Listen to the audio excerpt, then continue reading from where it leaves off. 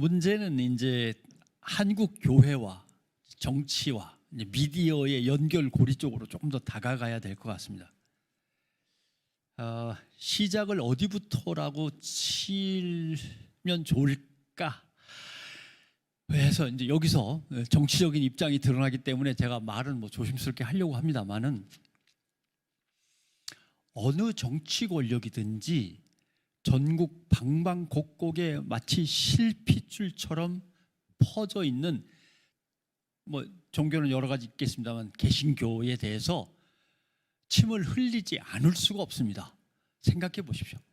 전국 방방곡곡에 교회가 실핏줄처럼 나가 있고, 그 실핏줄이 그냥 툭툭툭 끊어져 있는 게 아니라 하나의 줄로 노회가 되고 지방회가 되고 연회가 되고, 그 지방의 노회 연회는 다시 총회가 되고, 또 그 교회들을 담당하고 있는 목사님들은 어느 신학교 어느 신대원으로 해서 기수별로 쫙 연결이 돼 있고, 또 누구는 누구 밑에서 부목 또는 교육 전도사를 했다 등등 인맥으로 꽉 엉켜 있는데, 맨 위에 있는 총회, 총회장, 원로 목사들만 잘 모시면 이 교회들을 정치적인 기반으로 삼을 수도 있고 뭔가 필요할 때 동원할 수도 있는데, 그거를 정치 권력이 놓칠 리는 없죠. 그래서 박정희 대통령도 쿠데타를 일으켜서 군사정변 후에 처음 대통령이 되기 전 국가재건위원회 최고위원장을 맡고 있을 때부터도 내가 군사혁명을 일으켜서 이 세상을 똑바로 만들어 보겠다고 얘기를 해도 국민들이 반신반의하는데, 그것보다 더 급한 일은 미국의 백악관에서 가만히 있어야 되는데 미국의 백악관이 인정을 안 하면 이게 상당히 꼬이게 된단 말이죠. 빨리 군으로 돌아가시오라고 미국에서 메시지가 날라오면 그때부터 이제 어떻게 할 건가?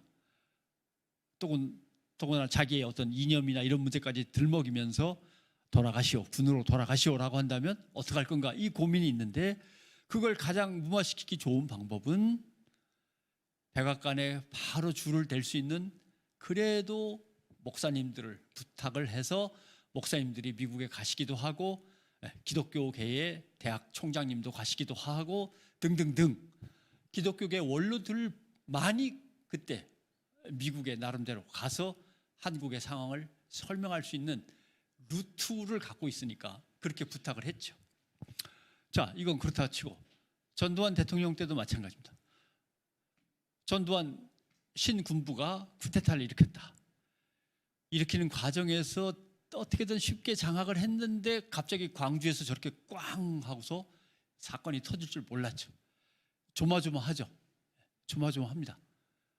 미국이 여기에 대해서 문제를 제기 안 해야 되는데 라고 했는데, 그때 이제 나름대로 교회들이 나서서 국가 조찬 기도회도 열어주고 대통령을 위한 기도도 해주고, 나름대로 한국은 이렇게 해서 새로운 군부를 중심으로 해서 뭔가 좋은 세상을 만들어 가렵니다 라고 하는 모습을 보여주는 게 상당히 도움이 되죠.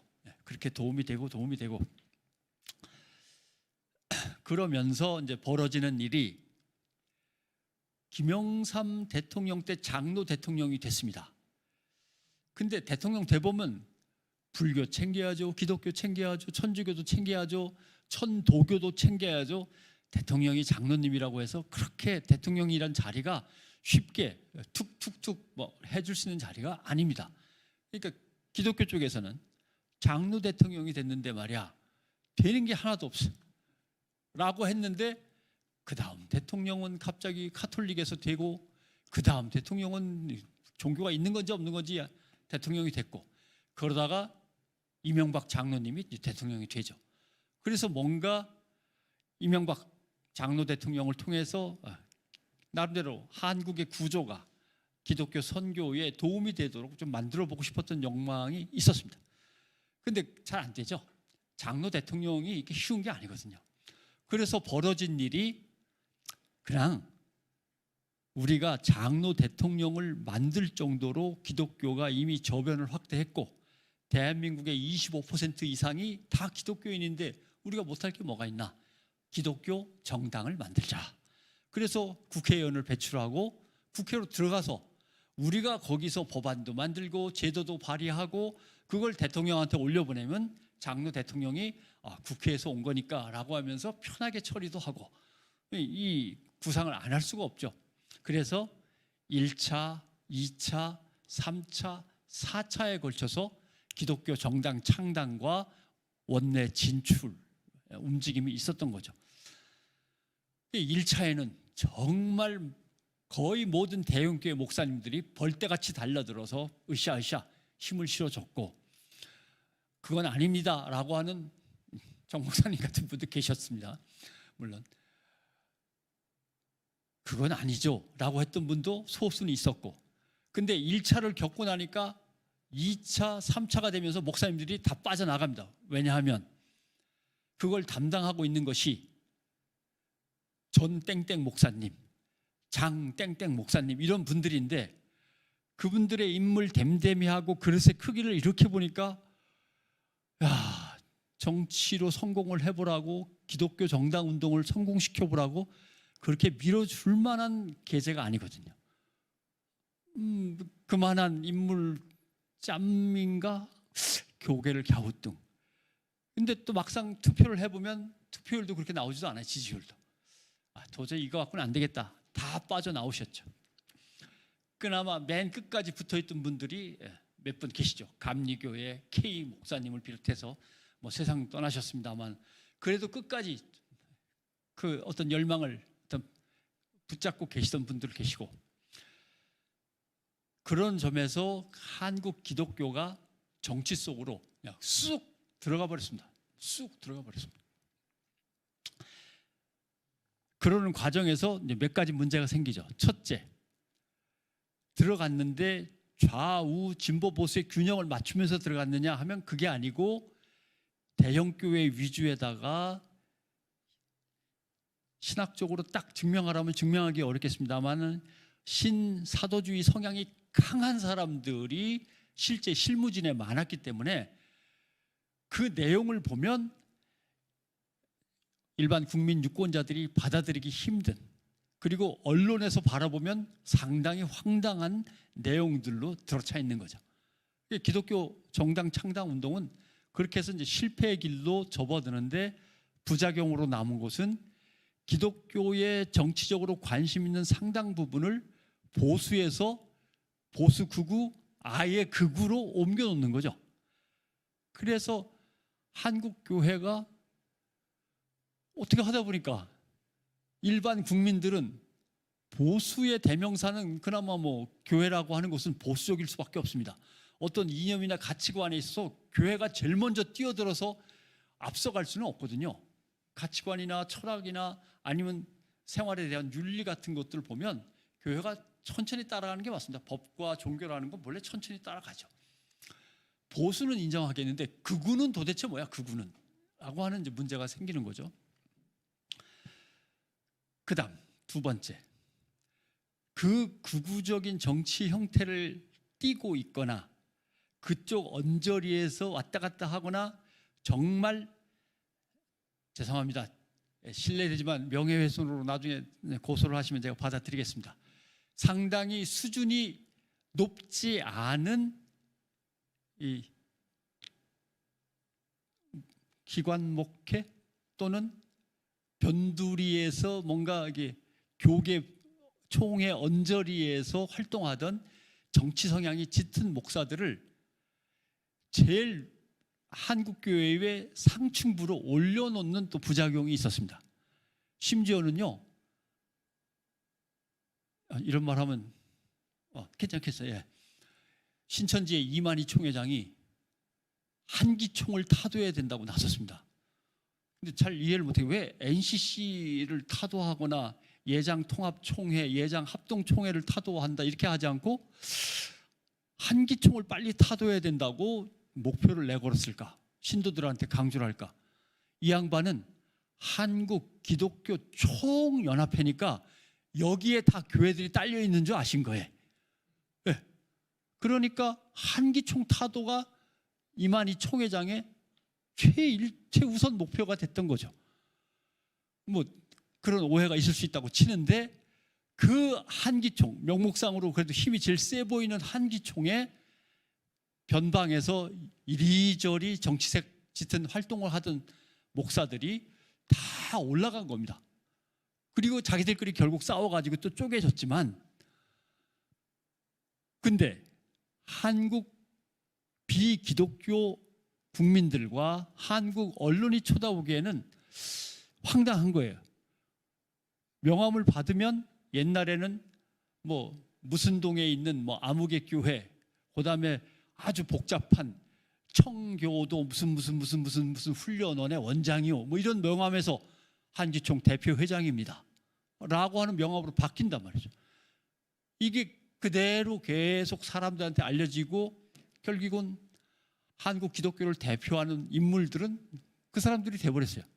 또 그 사람들과 함께 맨 처음에 앞에 쑥 나섰던 대형 교회의 나이든 지도자들, 진짜 한국교회 지도자들은 아이고 아니야 이러다가는 괜히 내가 정치 색깔만 입혀지고 안 되겠어, 큰일 났어, 다 뒤로 싹 빠져고 나오지 않으시니까 결국 한국교회를 정치적으로 대표하는 인물들은 다 그쪽 인물들이 돼버린 거죠. 거기다가 이제 박근혜 대통령의 탄핵이 있으면서 극우적인 성향은 더 벌어지죠.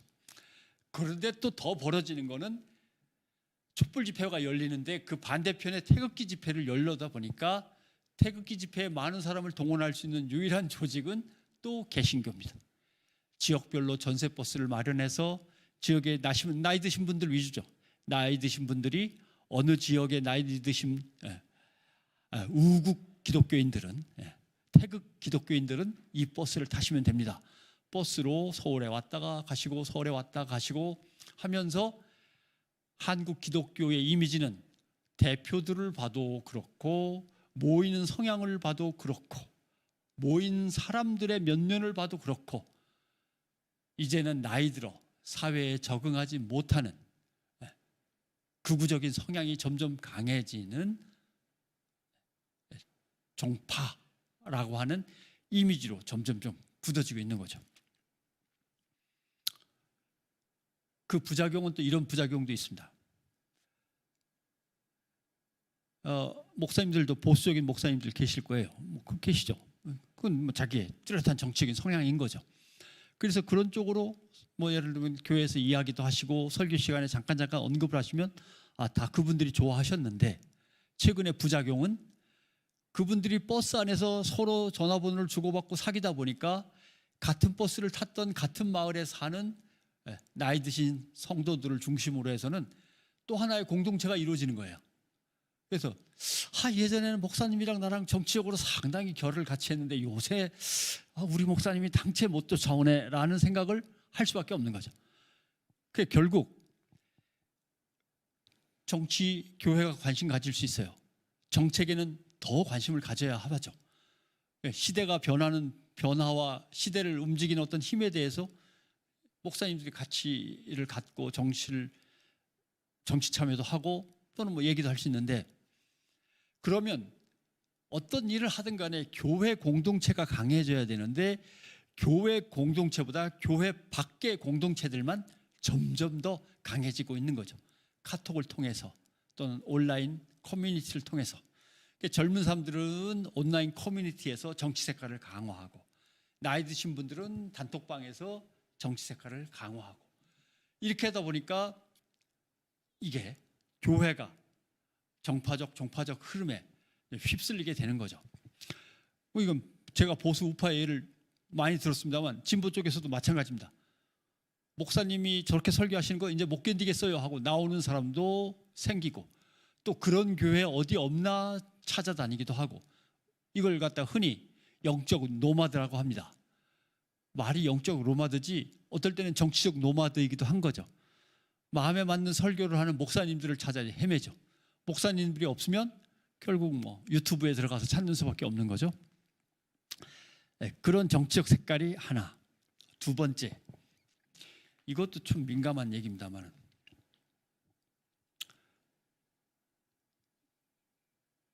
교회를 세습하게 됐습니다. 제가 맨 처음에 한 30년쯤 된 것 같습니다.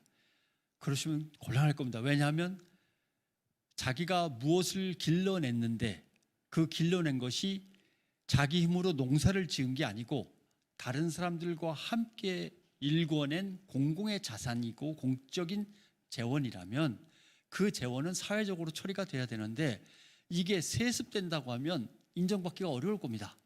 현재 세습되는 거는 북한의 김일성, 김정일 정권과 일본의 주지승들, 절을 갖고 있는 주지승들 결혼합니다. 결혼해서 아들이 생기면 아들한테 그 절을 물려주게 돼 있습니다. 북한의 공산정권, 그 다음에 일본의 절 주지승들, 그리고 한국의 재벌들 말고 없어요. 특별한 게 없어요. 여기에 묶이는 것을 한국교회가 묶인다? 걱정이 태산 같은데요. 그러면 안 되는데요 라고 했는데 아무튼 세습은 이루어졌습니다.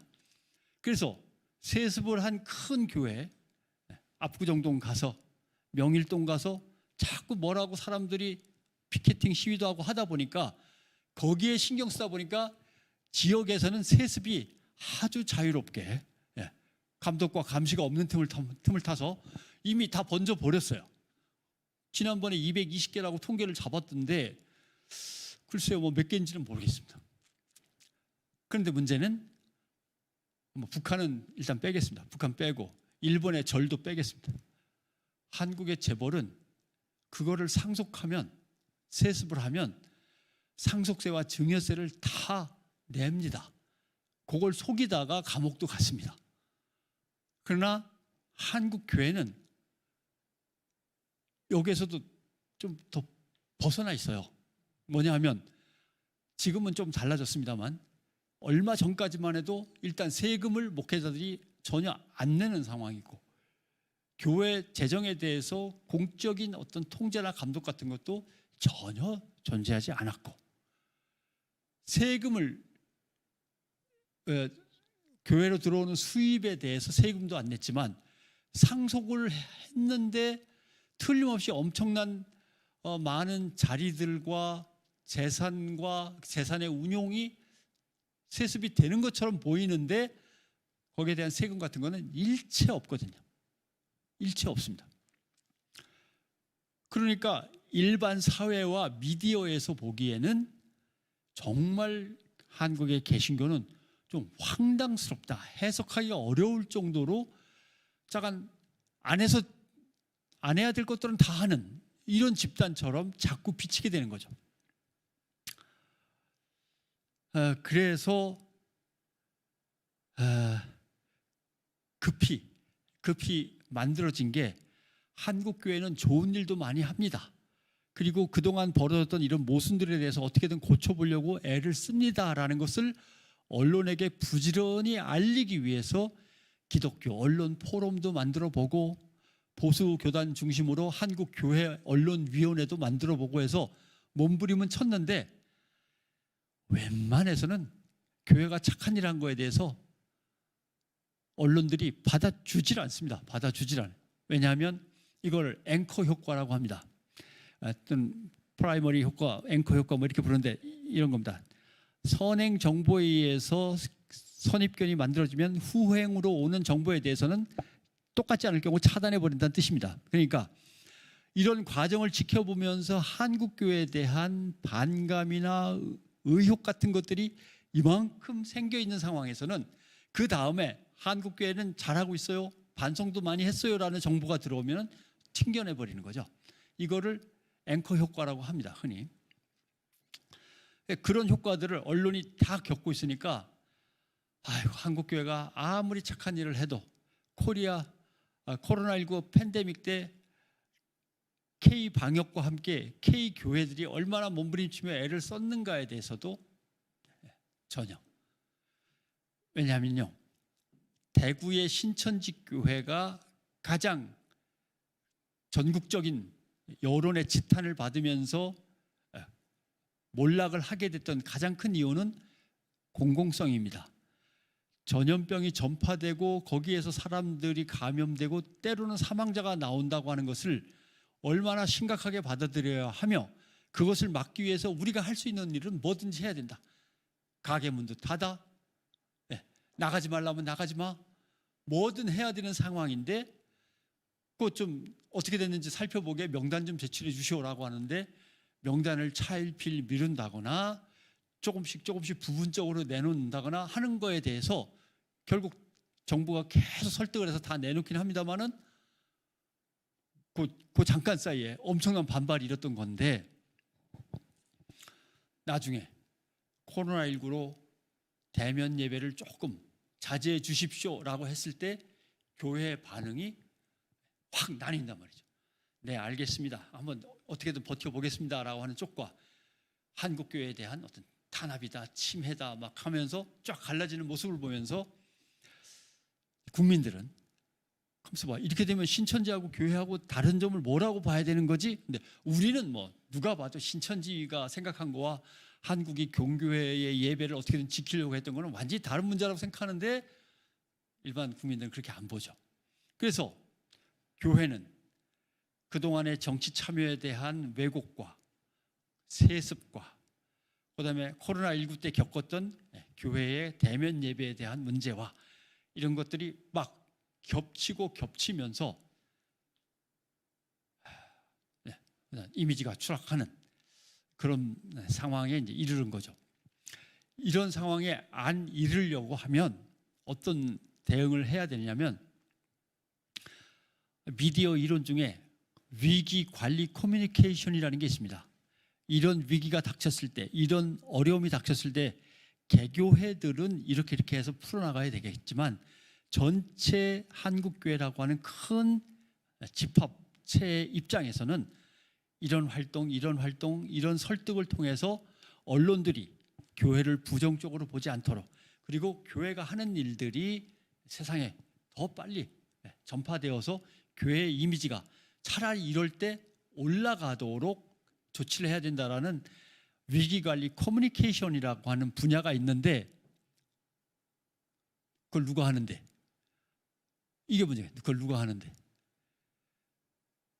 대형 교회들은 스스로 알아서 조금은 움직일 수 있는데, 다른 교회들은 교회별로 움직이기는 힘들고, 교단은 왜 그렇게 동작이 늦지? 라고 하는 문제. 그 다음에 노회는 교단이 뭐라고 해야 또 움직이니까 뭐 별로 움직임이 없는 거예요. 교회의 이미지가 나름대로 여러 가지 일을 통해서 추락하고 있는 게 눈에 빤히 보이는데도 그거를 정리해가지고 대응을 해 나갈 수 있는 동력, 메커니즘 같은 게 없고 시스템조차도 없는 거죠. 그래서 이제 몇 번 얘기했던 것은 안 되겠습니다. 예를 들면 민주당의 민주연구원, 국민의힘의 여의도연구원, 재벌들의 전경련처럼 뭔가 기독교를 대변할 수 있는 싱크탱크를 만들어서 그 싱크탱크에서 여론조사를 해보고, 기독교인들 여론조사도 해보고, 그 다음에 잘못 나간 기사들에 대해서 이걸 이렇게 잘못됐으니 고쳐주십시오라고 항의도 할 수 있고, 그 다음에 교회에 대한 연구 작업들을 통해서 교회가 나갈 수 있는 것, 또는 신학대학을 연결해서 코로나19 상황에서 신학적으로는 이렇게 정리를 했으니 교회는 이렇게 설명을 교인들한테 하시면 되겠습니다 라고 하는 것들을 연결해낼 수 있는 싱크탱크 정도는 있어야 되지 않겠나? 라고 했는데, 그 싱크탱크도 없었던 거죠. 그래서 이제 오늘에 쭉 이르게 됐습니다.